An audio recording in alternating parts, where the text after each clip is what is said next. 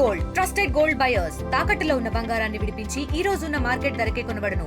మరిన్ని వివరాలకు సంప్రదించండి 77107720. మొదటి రోజు మహానాడు మొదటి సెషన్ పూర్తయింది. మనతో మాట్లాడడానికి పరిటాల శ్రీరామ్ ఉన్నారు. సార్ చెప్పండి, ఈరోజు మహానాడు ఏర్పాట్లు ఎట్లా ఉన్నాయి, అసలు ఏం అద్భుతంగా ఉన్నాయండి.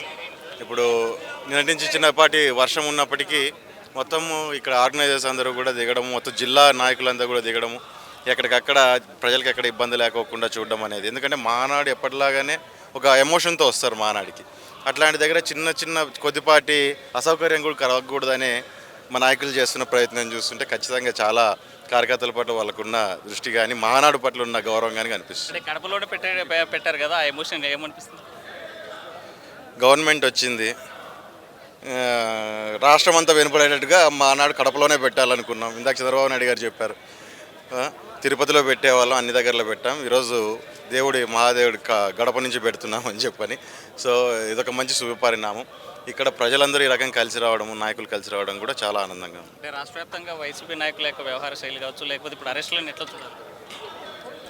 అరెస్టులు అనేటివి వేరే చూసేది ఏముందండి, తప్పు చేసిన అరెస్ట్ అవుతాడు, తప్పు చేయనోడు అరెస్ట్ కాడు. అంటే కక్షపూరితంగా చేస్తున్నారు. ఖచ్చితంగా కక్షపూరితంగా అంటే లాస్ట్ మేము పడ్డాం కక్షపూరితంగా ఇబ్బందులు. ఇప్పుడు కక్షపూరితంగా ఏం లేదు. కక్షపూరితంగా చేయాలనుకుంటే వాళ్ళ కాన్స్టిట్యున్సీలో నిలబడుకోకుండా లోపలేసేవాళ్ళం అందరం, జైలు నిండిపోయేటివి. కానీ ఆ పద్ధతిలో కాకుండా ఎవరు తప్పు చేస్తుంటే దాని మీద వాళ్ళ మీద రియాక్షన్ అనేది జరుగుతుంది. గతంలో మేము పడ్డాం ఆ ఇబ్బందులు, అంటే ప్రజా సమస్యల మీద పోరాటం చేసి తీసుకెళ్ళి లోపలేయడాలు ఇట్లాంటివి మేము పడ్డాం. కానీ ఈరోజు వాళ్ళు ఆ రకంగా పడట్లేదు. గతంలో వాళ్ళు చేసిన తప్పులకి ఈరోజు మూల్యం చెల్లించుకుంటున్నారు. లిక్కర్ స్కాప్ జరగలేదు, ఇక్కడే ఉన్నాను, మరి ఎవరు వస్తారంటే అరెస్ట్ అని జగన్ చెప్పడానికి ఎట్లా చూడాలి? వస్తుంది, అది కూడా వస్తుంది దగ్గరలో. అది కూడా ఎందుకు వెయిట్ అండ్ సీ అంటే. గతంలో గుడ్ మార్నింగ్ ధర్మవరం ఉంది, ఇప్పుడు అలాంటిది ఏం లేదు. ఎట్లు ధర్మవరం రాజకీయాలు? ధర్మవరం ప్రశాంతంగా ఉందండి, ఎవరికి ఇబ్బందులు లేకుండా ముందుకెళ్తుంది ధర్మవరం. ధర్మవరంలో ప్రజల్ని కానీ ఇంకోని కానీ గుడ్ మార్నింగ్లు గుడ్ నైట్లు చెప్పి భయపెట్టుకోకుండా ప్రశాంతంగా ధర్మవరంలో పాలన కానీ ఇలాంటి ప్రజల వాళ్ళ జీవనశైలి కానీ ప్రశాంతంగానే జరిగిపోతాం. మరి ఎటు చూసినా ఈ మహానాడులో యూత్కే పెద్ద పీట కనిపిస్తుంది, యూత్ కనిపిస్తున్నారు. అసలు ఏంటి ఈ మహానాడు స్పెషల్? మహానాడు ఎప్పుడు మహానాడు జరిగినా అండి, పెద్దలు పని చేస్తుంటారు, నాయకులు పని చేస్తారు, యువత పని చేస్తుంటుంది, ఎవరి పనాలు చేస్తుంటాం. Nothing special. ఇప్పుడు కొత్తనేం కాదు, కానీ ఎప్పటికప్పుడు యువత ఇన్వాల్వ్ అవుతూనే ఉంటుంది. ప్రతిసారి ఎవరు కొత్తగా యాక్టివ్గా వచ్చే ప్రతి ఒక్కరు కూడా మహానాడులో ఇన్వాల్వ్ అవుతారు. ఎందుకంటే వాళ్ళని వాళ్ళు ప్రూవ్ చేసుకోవడానికి. ముఖ్యంగా మా ఇంటి పండుగ ఇది. మా ఇంటి పండుగ బ్రహ్మాండంగా జరగాలనేదే ఇక్కడ యువతకు కానీ లీడర్లకు కానీ అందరికీ, పార్టీలో ఉన్న కార్యకర్తలందరికీ కూడా దీన్ని ఒక పాజిటివ్ వైబ్లో తీసుకుంటారు. సో ఇక్కడ ప్రత్యేకంగా అనేది ఏం లేదు. ఎప్పుడైనా సరే యువత పోషిస్తూనే ఉంటుంది మహానాడులో. లోకేష్ గారి నాయకత్వం ఎలా ఉందంటారు? నేను దాని గురించి కొత్తగా చెప్పాను, మీరు మమ్మల్ని అడిగే క్వశ్చన్ కాదు అది.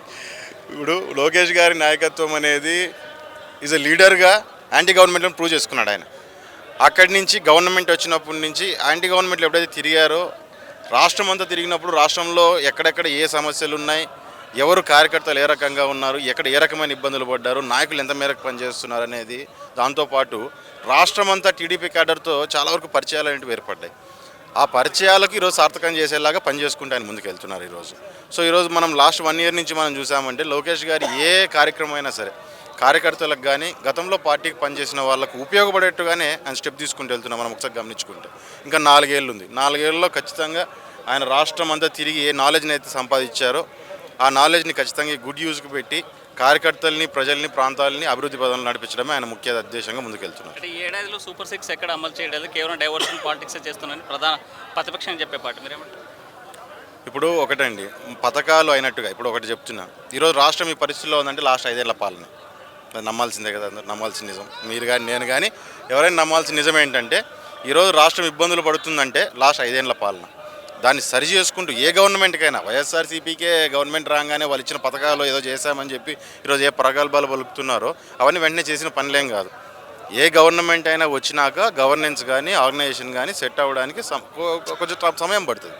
దాంతోపాటు రాష్ట్రం ఇబ్బందుల్లో ఉన్నప్పటికీ మీరు సూపర్ 6 అంటారు. సూపర్ 6లో మేము మేము ఆల్రెడీ ఇంప్లిమెంట్ చేసుకొని రెడీగా మేము ప్రజల్లోకి తీసుకెళ్ళడం జరిగింది. ఇంకా నెక్స్ట్ 1-2 ఈ మంత్లో ఇంకా మాకు 2-3 పథకాలు మనకు బయటకు వస్తున్నాయి. సో ఏదైనా సరే ప్రజలకు మేలు చేయాలనే ఉద్దేశం మాకు మెండుగా ఉంది. అంటే బాబు షూరిటీ భవిష్యత్తు గ్యారంటీ అని ప్రజలకు వెళ్ళారు, అలాంటి గ్యారంటీ లేదు అనేటువంటిది ఒక విమర్శ ఉంది. మీరేమంటారు? మీరు అదేదో వైసీపీ వాళ్ళు మాట్లాడుతున్నారు, అట కాదు. కానీ ఈరోజు ఒకటి చెప్తున్నా అండి, సంవత్సర కాలం జరగంగానే మేము రోడ్లు ఎక్కాం.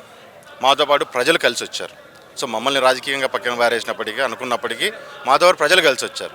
గత సంవత్సరం కాలంలో ఆ పరిస్థితులు ఎక్కడ ఈ రాష్ట్రంలో ఎక్కడ కనపడట్లేదు.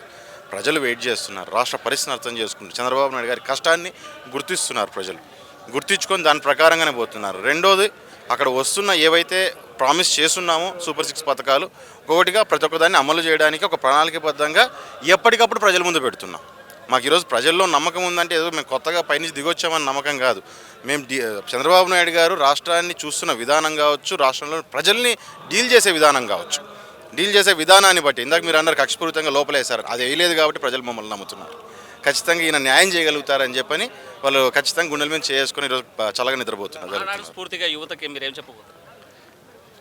తెలుగుదేశం ఈ రాష్ట్రాన్ని ముందుకు నడిపించడానికి గత చరిత్రలోనూ రాబోయే కాలంలోనూ ఎప్పుడూ తెలుగుదేశం పార్టీ ముందుకెళ్తుంది. ఈ మహానాడు ద్వారా తెలుగుదేశాన్ని నమ్మి ముందుకొచ్చి ప్రజలకు సేవ చేసుకునే అవకాశాన్ని మీరందరూ తీసుకోవాలని యువతను పిలుపునిస్తున్నాను. మహానాడు వేదికగా యువతకు పెద్దపీట వేసాం. భవిష్యత్తులో కూడా యువత రాజకీయాల్లో పూర్తిస్థాయిలో భాగస్వామ్యం కావాలని పిలిపించే పరిస్థితి. వీడియో జర్నలిస్ట్ శ్రీహరితో హుసేన్, RTV, కడప మహానాడు నుండి. ఇండియా పాకిస్తాన్ ఉద్రిక్తతలపై లేటెస్ట్ అప్డేట్స్ కోసం డౌన్లోడ్ చేసుకోండి RTV లైవ్ యాప్.